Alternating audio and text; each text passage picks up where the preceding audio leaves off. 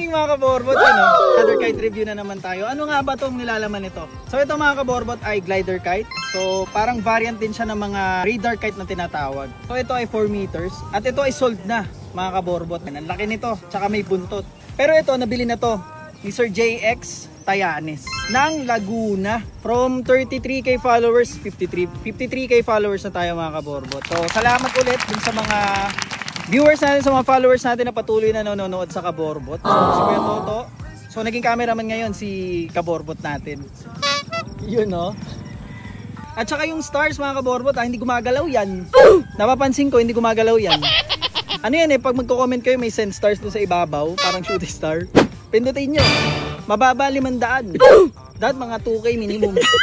Ganda. Ito na, buksan na natin. Yan, buntot yan. So, ito. Kay Sir JX. Ito na Sir JX. Grabe haba mga kaborbot to. Haba yan.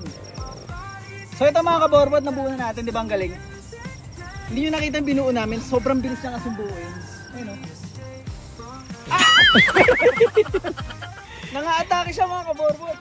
Pag dito tayo yung angle na to mga kaborbot.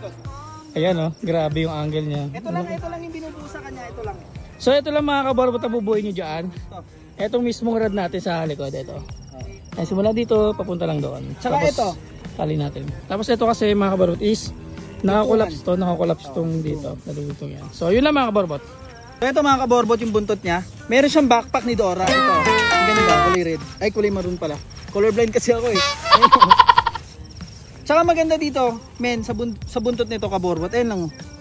Meron siyang hook. I-attach mo lang. Dito natin lalagay ang kaborbot. Tingnan mo mabuti. Ayun o. Ganun mo lang. Ayun, very good, di ba? Sobrang dali. Grabe, ang ganda, ang laki yun. Mga kaborbot to, sobrang laki niya oh. Yan. Larga, yan. Larga. Sabi oh. Halos 90 degrees na mga 85. Grabe mga kaborbot to. Ayan na, wala na, diretso na siya. Straight na straight siya oh, dito sa tali natin. Sa test fly, okay na to, 100%, napakaganda. Napakadaling buuin. Tapos, ang dali oh. Magaan lang siya. Hindi siya ganun humahatak, pero stable yung lipad niya, diretsong-diretso. Ayun oh, namamayong pa oh.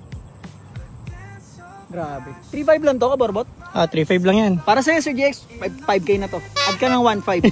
Bago na padala to, 1.5 muna. Wala namin to, dito to makukuha. Largahan natin to. Para makita natin ang lipad. Ayan, mga ganyan lang. Ano? Match na match talaga dun sa kulay ng katawan. Ayun mga kaborbot, natapos na naman yung another kite review natin. So okay na to, papadala na natin kay Sir JX Tayanes ng Laguna. So thank you sir sa pag-avail. Salamat sa pagsuporta, palaging panonood. Shoutout sa'yo and your family and everyone. What's up mga kaborbot?